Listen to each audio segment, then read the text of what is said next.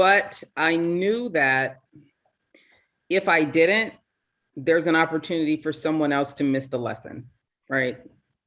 If I didn't, someone else would be sulking by themselves, not sure how to move forward. So the opportunity to just touch someone else's life was what kept me going. But there were days when I would get stuck.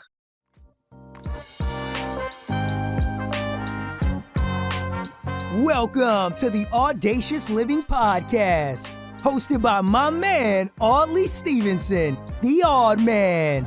He'll unpack wisdom and insights from a cross-section of top quality performers in business, media, sports, entertainment, and lifestyle to uncover key elements to help you live your best audacious life ever. So without further ado, here is the Odd Man. Salutations, Audley Stevenson, and this is the Audacious Living Podcast. Hands down, the most audacious podcast you'll find on the internet. You can scour the web and guaranteed you will not find one more audacious. As always, I thank you for joining me on this journey as we continue our ongoing goal of helping you live your best audacious life ever. I would encourage you to connect with us through our social media channels. You can find us on Twitter and Instagram under the handle The Audacious Pod.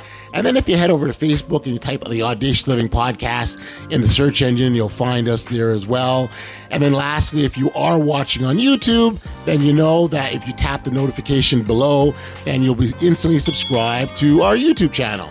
So lots of great ways to stay connected, and I'd encourage you to do so. You can like, follow, subscribe, share, tell a friend. There's all sorts of great ways to keep this audacious conversation flowing.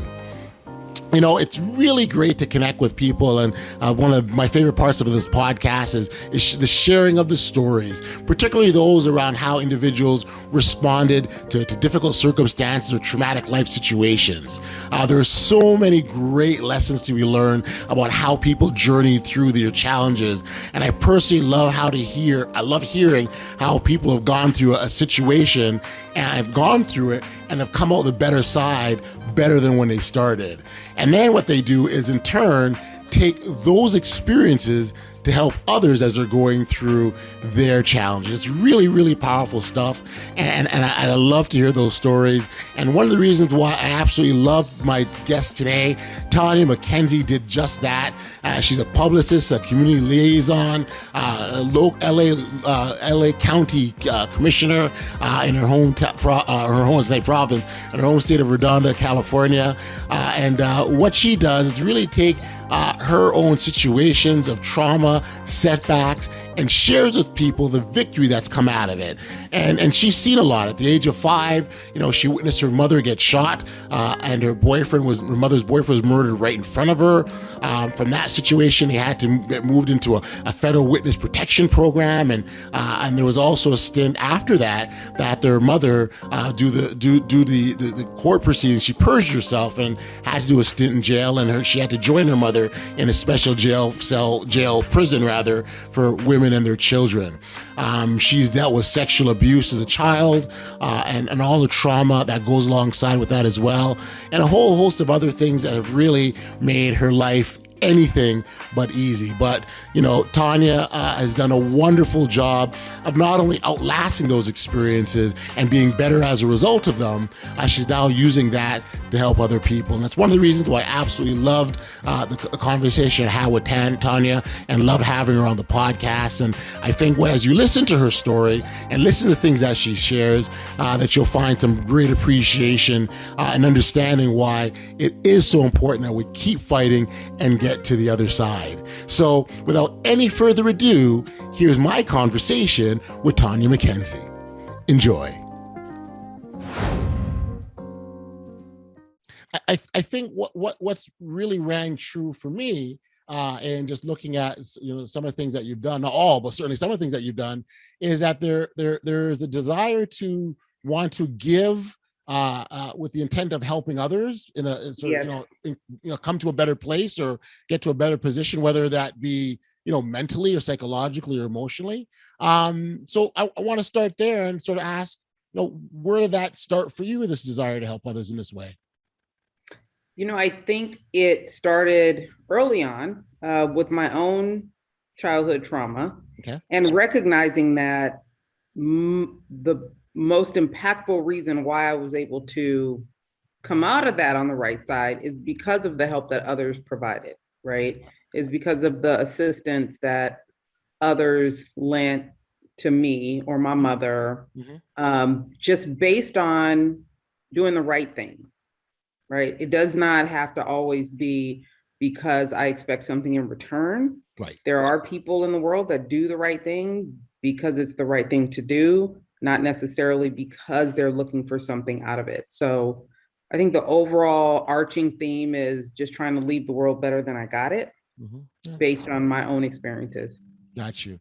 Can you sort of talk about some of those experiences? I mean, you referenced your childhood and I guess some of the trauma that you had to sort of manage and navigate through. Yep. At 4.5, I was a gun violence survivor. So a man came into our home, shot my mother and killed her boyfriend, and his son was there. So, we went our separate ways. I went to my grandmother's house and I was raised kind of off and on by my grandmother and her husband based on the instability in my own home.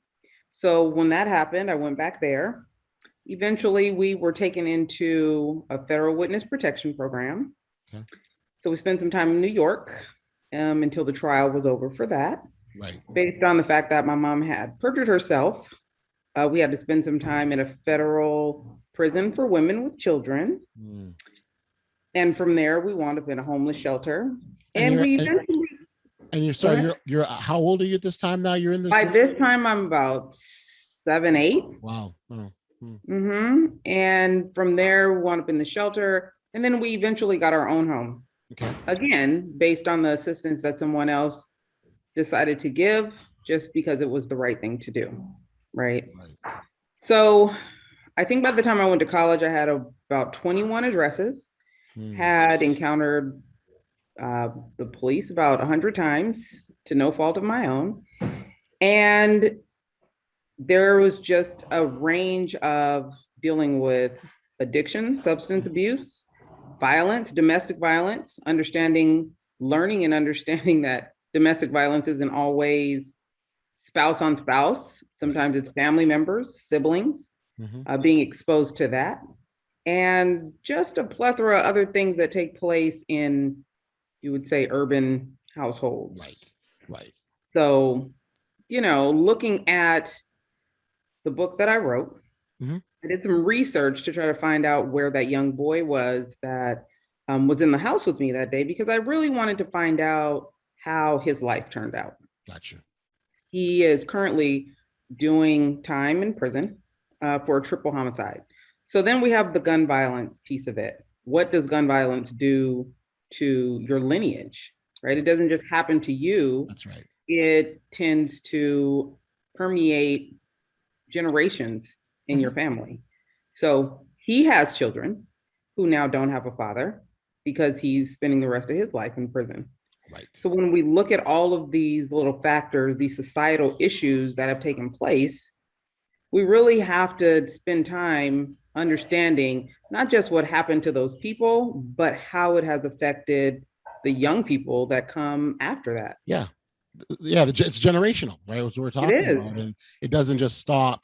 So we all have this sphere of influence, right? And so, anything that we do impacts who's in that sphere. And sometimes the people in those spheres are young children who are just figuring, who's not even knowing fully what's happening around them. Understanding that PTSD can be about more than just you, right? So you don't have to be the person to experience it, but there is secondary, tertiary PTSD. Just because it didn't happen to you doesn't mean that it doesn't affect you. Growing up in communities where gun violence is regular or just violence in itself, seeing it, witnessing it, hearing it, those are all things that trigger you, and understanding what that looks like. And again, how it affects the next generation. Right. So Tonya, talk about sort of your healing journey now. So you're a young woman, you've had all these experiences, you still got your whole life ahead of you. What's next? What's that look like? It's so interesting you asked that. I was talking to one of uh, my cousins, and Uh-huh. we were talking about what it looks like for young men Uh-huh. and people that have dealt with trauma. In their minds, they're not going to be around that long, right? So they don't plan for the future. Well, I always plan for the future. I'm not exactly sure what gave me the idea that I would have one, but I always planned for what was next for me. Right. Part of understanding that was understanding what I didn't want to do, what I didn't want to be, because it didn't feel good. Right. The things that come with making bad choices, the things that come with surrounding yourself with the wrong people, the things that come with a pattern of behavior that leads to bad places. I knew what that looked like and what it felt like. And I decided, however long I'm going to be here, I don't want to experience that feeling again. Right. Right. So once I have control of the things that go on around me as an adult, I'm going to make the decisions that will take me far away from those experiences and far away from those feelings, because they still resonate, right? Any little thing in your life can trigger you. Got you. I don't like those. So building a life that deviated from those negative feelings was what was healing for me. Yeah. And then realizing, oh, this works. Like, I'm going to try this new thing. Right. I'm not going to do what these people did. Let's see how that works. So then when it starts to work, you're just like, oh, well, I'm going to continue down this path. Got you. Because it works for me. Yeah. Yeah. Do you remember when you realized that you had control of your life and you can make decisions? Because you get to a point where you're like, oh, wait a second, like I can call the shots now. I do have a say what's happening. Do you remember that at all? Yeah, it was probably my senior year in college. Okay. Because even my freshman, sophomore, junior year, I was still my family life still had a strong hold on me.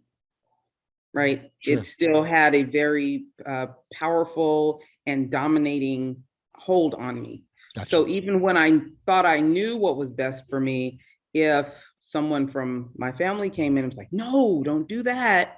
Come do this with us. This is what's best for you because we're family. And you're like, okay. And then you don't like that. You, at the end of the day, you're like, oh, I shouldn't have done this and I shouldn't have done that.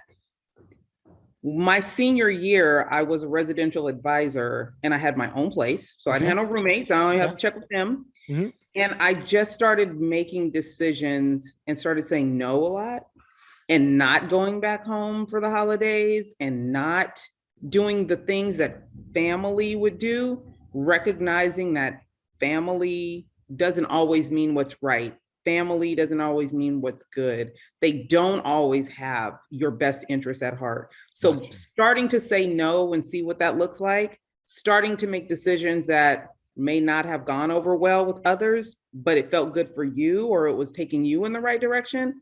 I was like, oh my God, this works. Awesome. Again, it's so foreign to families that don't deviate from what traditionally happens, right? So then having that experience where, okay, you deviated from the pattern and it's working. Right. I was like, oh, I'm gonna keep doing this. Yes, that's right. Well, yeah, it's almost like you sort of build up some momentum, right? You do it once, and like it worked, like, oh, okay, and you do it again, and you find yourself, it's that one little thing that's become a habit now becomes a way of life. Right, but that's the key word, habit.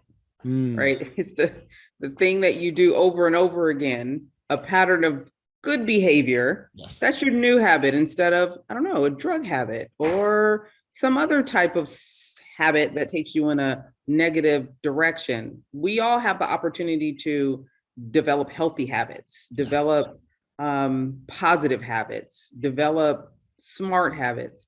It really decides on what kind of life you want to live. Got you. What kind of new habits are you going to pick up? Got you. And is that where you started to see your trajectory kind of trending upwards then? Is that where it started? It's where it started. Yeah, my mom passed probably about maybe 3 weeks after I graduated, and I Okay. had two younger siblings. And my husband and I, fiance at the time, decided to go ahead and raise them because he also understood what kind of background I came from Sure. and what that could possibly look like.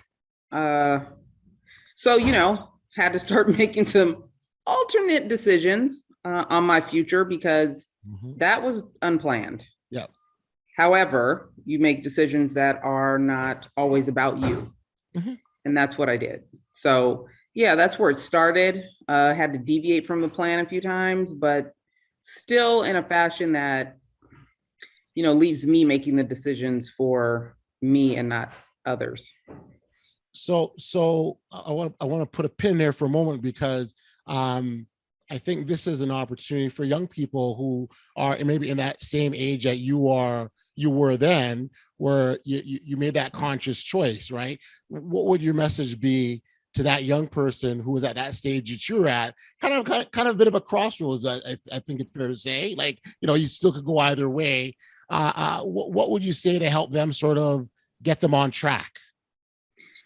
I have done some volunteering for a couple of organizations that prep young people for college Okay. or to go away or whatever their next adulting steps might be. Okay. And a lot of them struggle with the whole, but my family doesn't want me to leave thing. So we make a list. Why did you even want to go away in the first place? Let's start there. Make that list. Be honest about what it is you're trying to do and why you want to do it.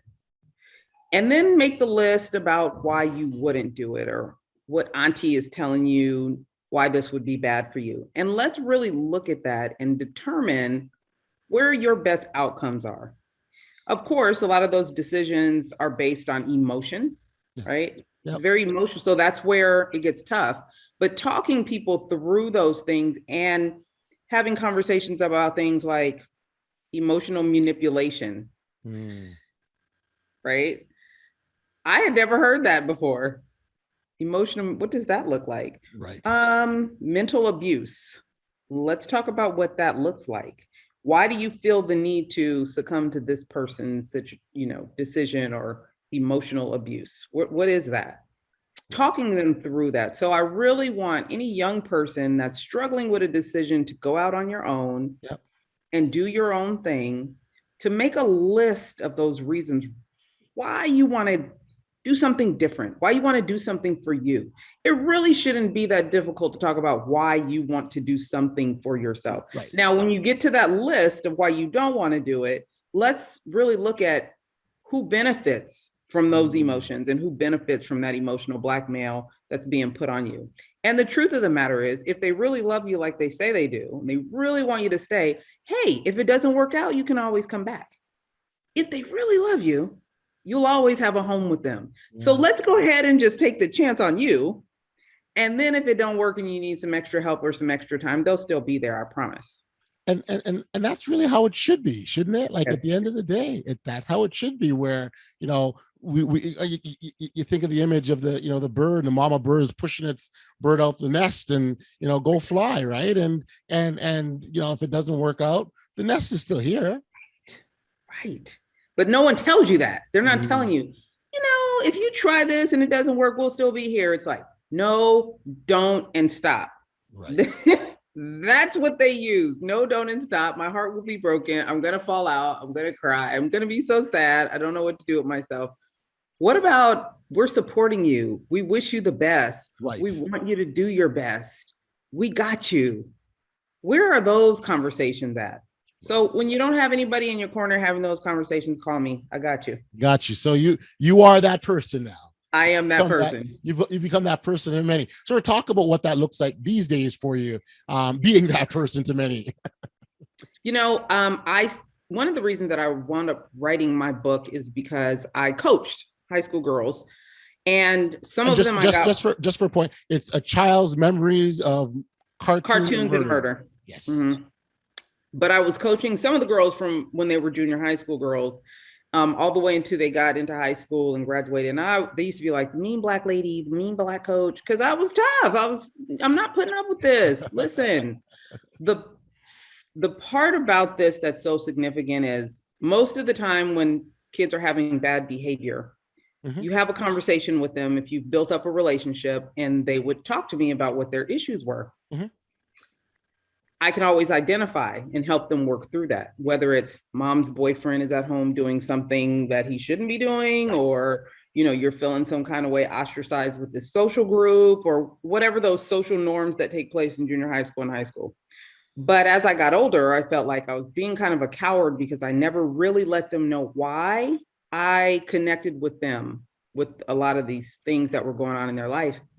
So part of the reason I wrote the book is for any young person or any woman, any man that's dealing with some things, but definitely it's an easy read because I wanted young people to know if you are struggling with something, especially in your family or societal, there's a way out. And these are only temporary. No matter how tough it is, it's only temporary. Right. So many of these girls now are like, they nurses and doctors and lawyers, and they're doing amazing. And their moms that hated me, they love me now. We're all good. So now I still coach. I still talk to young people. I spend a lot of time volunteering. I am a LA County commissioner. Yes. So I'm on the Human Relations Commission. I asked one of our staff people the other day. I got to go back because the way you just threw that out there, I'm LA County Commissioner. There's a lot that goes in. It doesn't. I appreciate your humbleness and but there is some steps there to get to that. So I need you to talk about that process, how that happened. I asked one of our staff people recently. I was like, "What is our job?" And she was like, "We make people happy." And I mean, we got a giggle out of it, but she said, you have to be a problem solver. Okay. We are here to solve the big problems in our county. So I guess it came about because I've been a part of solving the problems. I'm a habitual complainer, but what I've also learned is I also have no patience. So I want to be a part of the solution because waiting for someone else to fix a problem does not work for me. Right. I've done some work with our mayor, the board of directors for the Chamber of Commerce, so small businesses, really helping to help them tell their story and elevate their brands.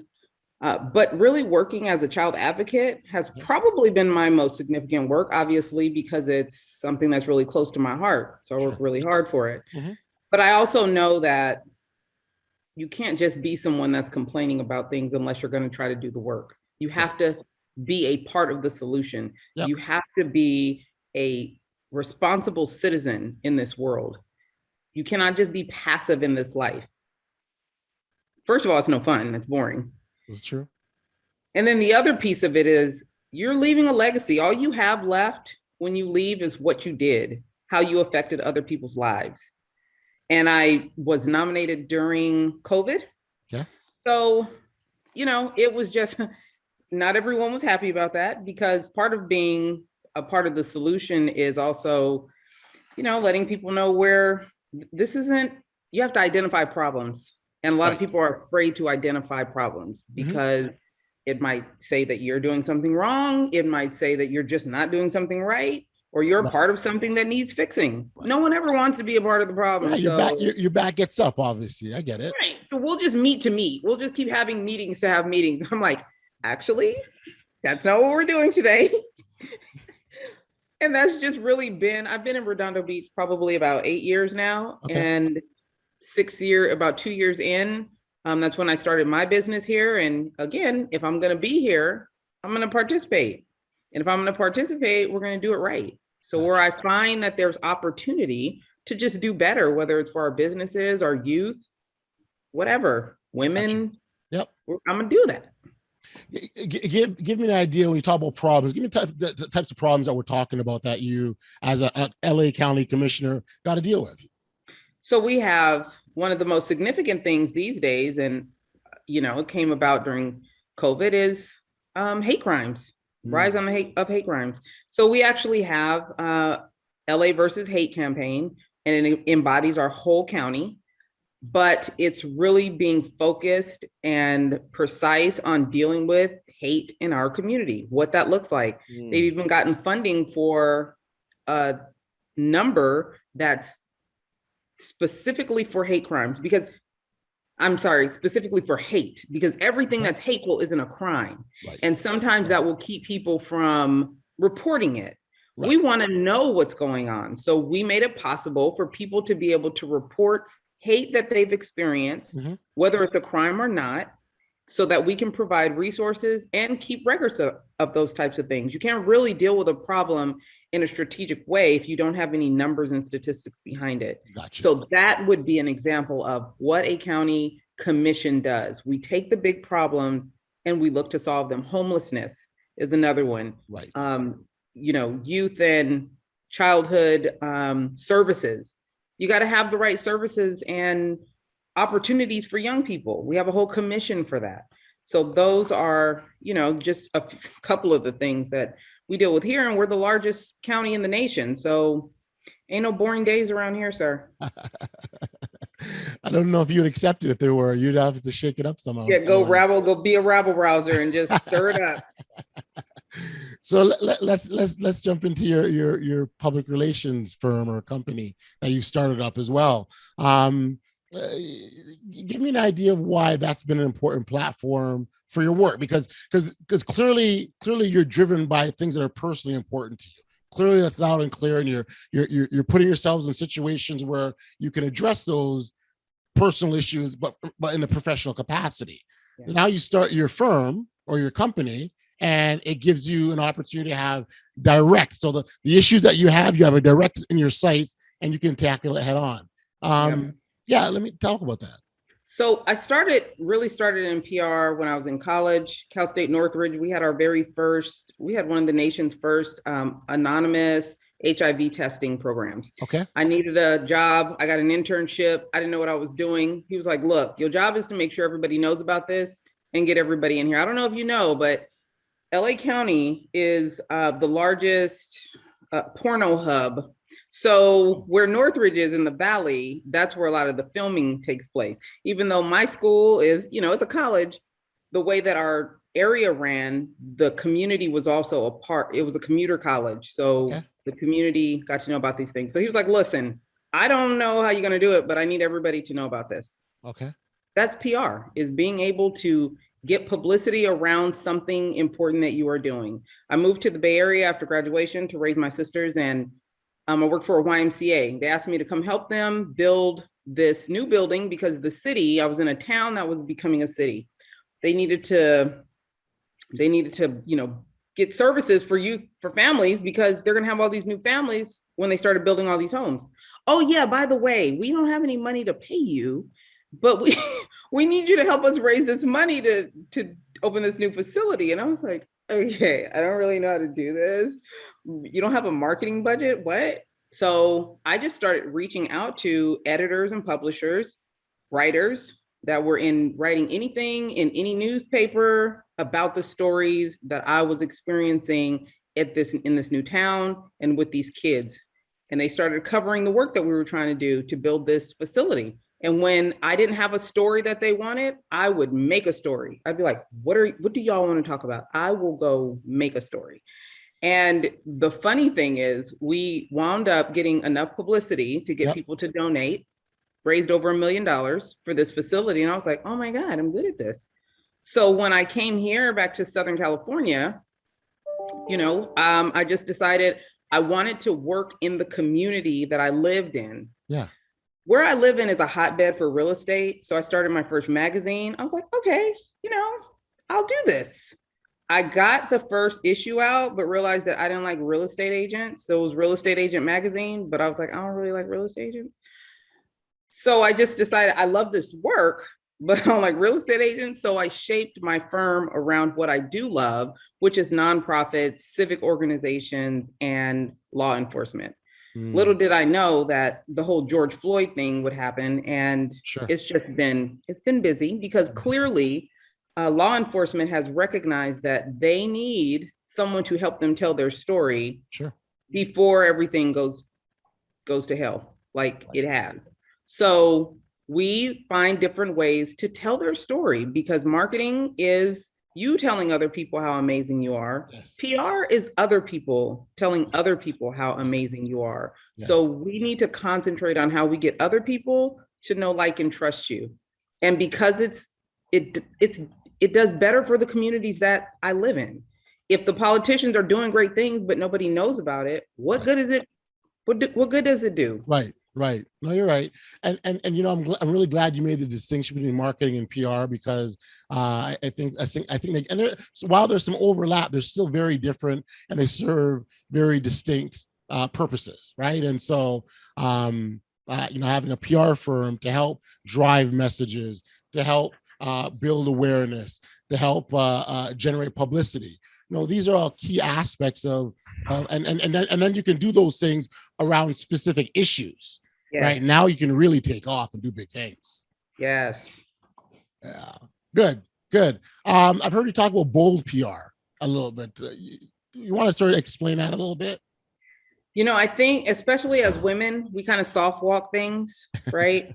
We're nice, we're gentle. People kind of take that for granted, or we're easily shunned.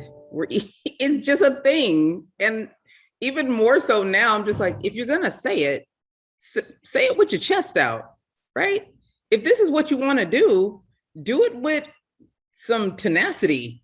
And that's really what we do here. We work on not just saying it, but saying it that with some power behind it. Use the right words. Let's really look at your messaging and how you're trying to get that across.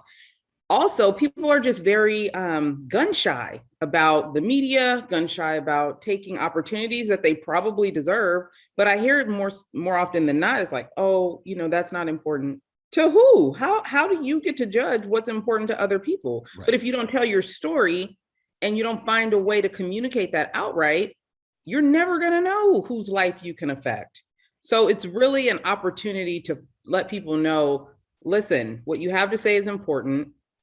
Finding opportunities to elevate that is important, and not soft walking your convictions. A lot of people have a hard time taking a stand on things. No, you should. But we should also be a society that respects difference of opinion. Yeah. You don't have to not like people because you don't agree with them. So finding a way to tell your story, to stand in your convictions, and still galvanize a crowd. Like, there's an art form to that. There is. And you know, I'm glad you raised the point about just having differing opinions, because I think that's probably one of the biggest issues going on right now in our society, right? Like, you know, if I don't agree with you, you're a bad person. That's the bottom line. That's it. As opposed to, I don't agree with you because I have my viewpoints. Where can we meet in the middle? That where can we meet in the middle thing doesn't exist. It's like, we'll write you off, we'll cancel you, you're done. And it's just, there's a lot of work needed in that area.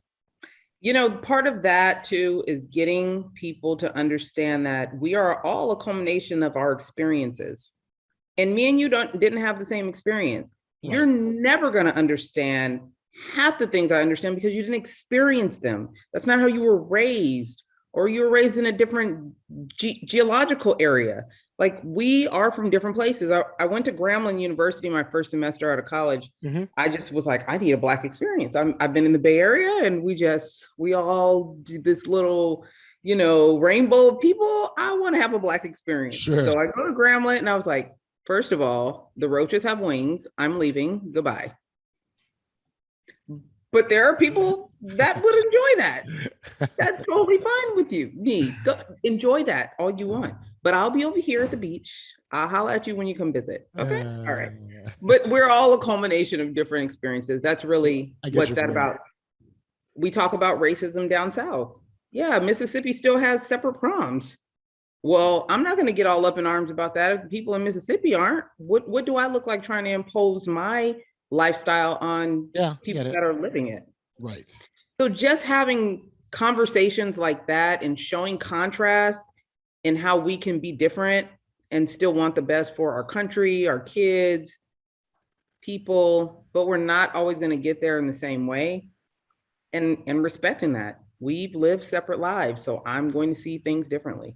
Yeah, I think there's more of meeting each other in the middle is what's needed, right? We have to recognize that, you know, and there's a piece about this recognizing the humanity in another person, right? At the end of the day, you are, you know, someone's son, daughter, uncle, aunt, sister, brother, parent, mother, father, whatever.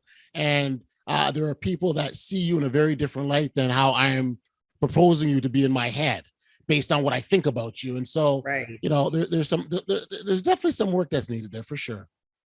And listen, I don't even think we got to meet in the middle. You can be all the way over there on the left, and I can be all the way over here on the right. I respect you as a human. I might think you're crazy, but it's totally fine. You probably think the same about me. We're good. I was thinking from a collaboration standpoint. That's where I was coming from. But I get you. I get what you're saying. Throw that in there. I'm like, some people you got to feed with a long-handled spoon. Yeah. But I'd still feed you. Yes, you can. Yes, you can. Tonya, it's another thing that's really clear is just the intentional way that you want to have an impact on people's lives, on society, based on the experiences that you've had. And I think enough can't be said about individuals taking, whether hurts, traumas, past adversities, whatever it is that they've gone through, and paying it forward in the sense that they're taking the lessons from that and helping others. And the more I just sort of think, when I think about when I was reading about your story and learning about you and understanding, that's just something that's rings, loud and clear for you.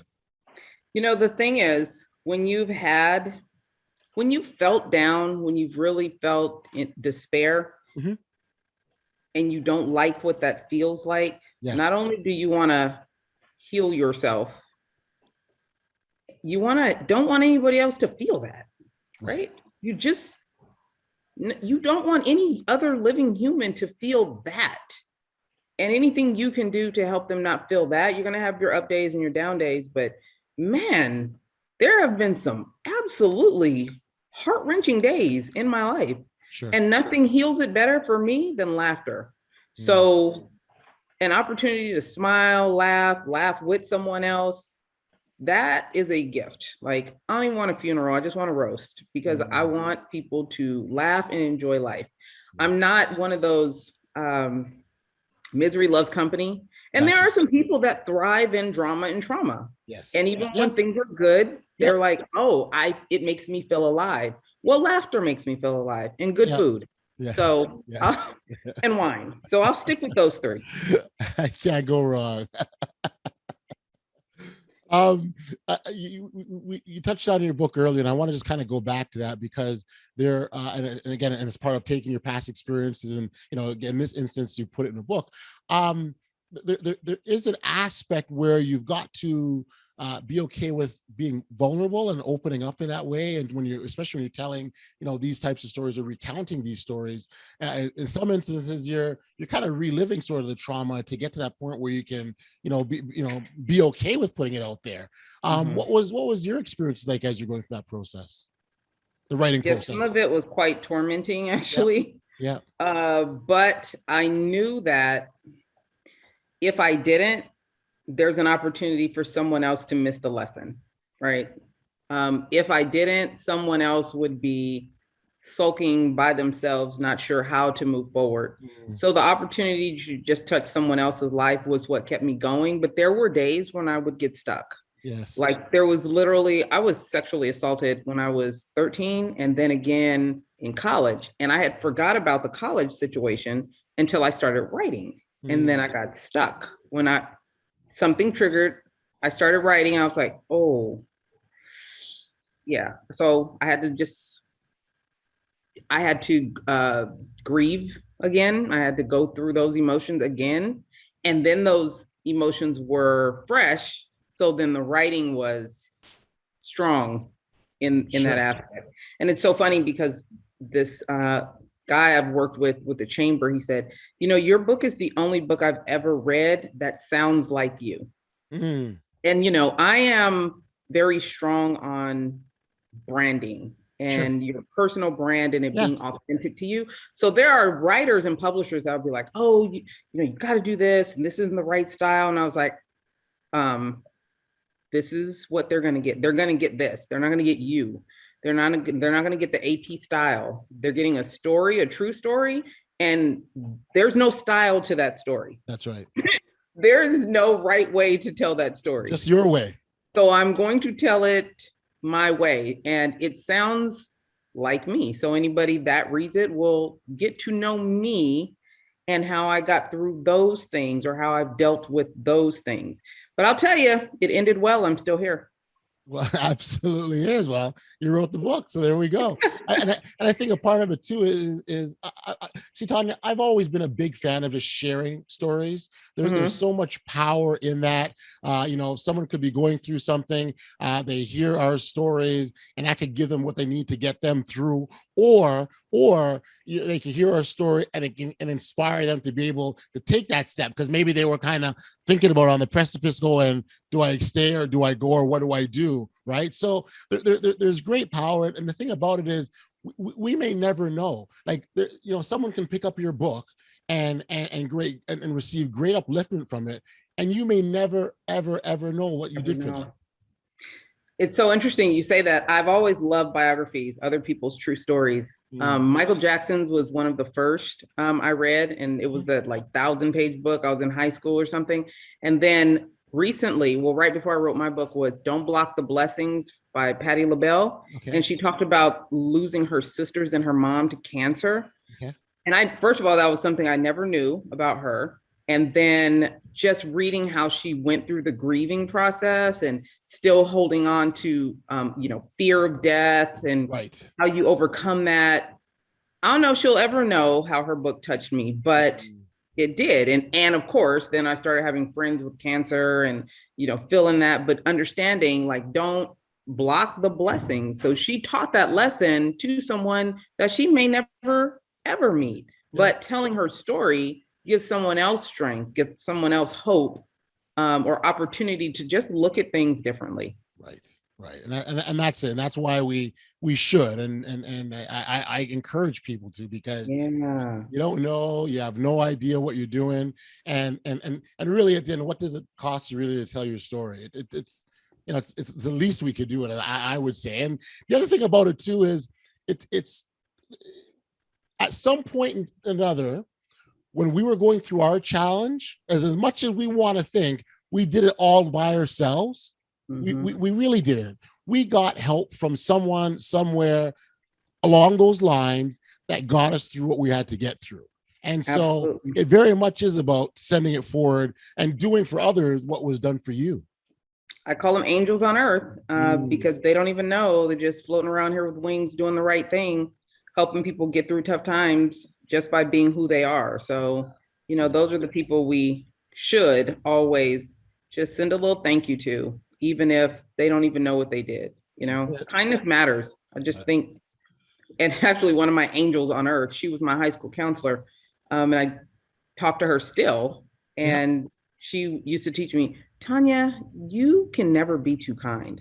Because I would call her about people that are getting on my nerves. I just be like, these people are crazy. Is it just me? And I just frustrated. And she'd be like, you know what?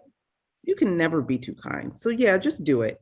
If you're considering doing something nice for someone, just do it. You can never be too kind. That's it. And I was like, okay. But it's a good lesson, you can never be too kind. What's the worst that could happen? I agree. I mean, and that is a very good question. What is the worst that can happen? I certainly appreciate your kindness and sitting down and chatting with me on the podcast. It's been really fun hearing a bit about your story. And again, when we spend so much time on this podcast talking about how we can live this bold, audacious life and all the wonderful things we can do to impact the world. And oftentimes, it's when we're being our true, authentic selves, right? And we're doing the things that we're supposed to. That's when we can have the biggest impact, hands down. There's no question about that. And I know you're all about impact. So this is a perfect thing.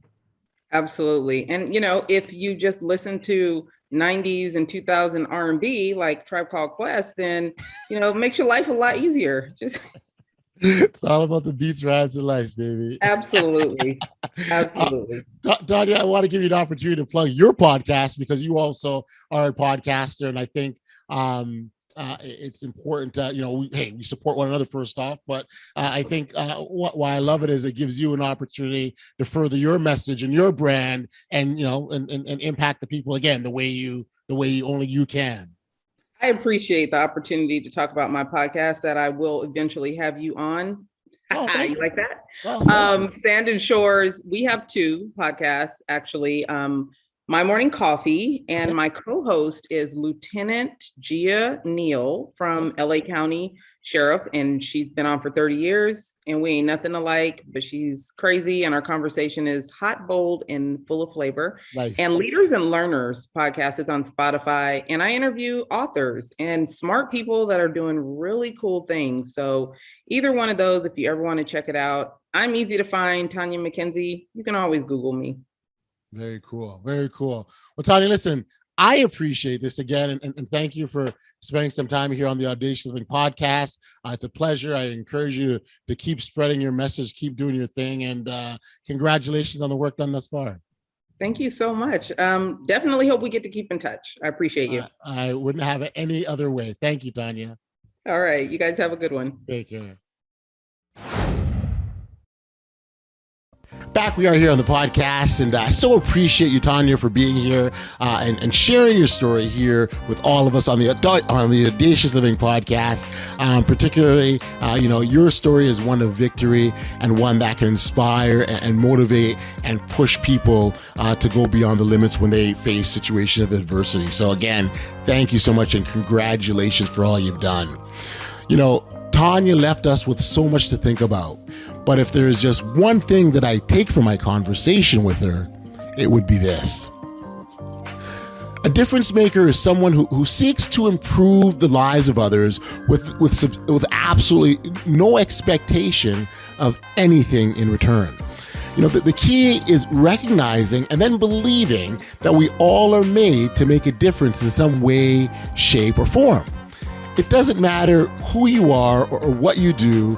Those who make the biggest difference to others are often the ordinary people who accomplish the extraordinary things. And they do so by creating a positive change in his or her own life and community, as well as the lives of others. And then there's some cases, the desire to make a difference is driven by personal experiences. Whatever fuels or guide you, do know that you are made to make a difference, and all you got to do is go out there and do it. Hey, listen, if you haven't registered for email notifications of the podcast, please know that you can do so simply by heading over to bestaudaciouslife.com. All you've got to do is enter in your email address, and every time there's new content that comes out, you will be alerted. We've come to an end of another episode of the Audacious Living podcast, and I send my thanks as always to our amazing listeners. You guys have made such a difference, and I appreciate the tremendous and ongoing support.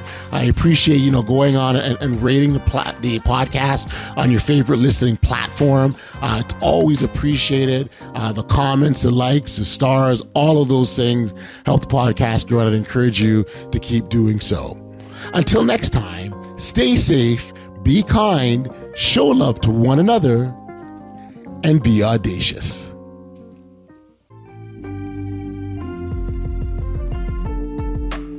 You've been listening to the Audacious Living Podcast, hosted by Audley Stevenson. If you enjoyed what you heard, be sure to like, subscribe, and share.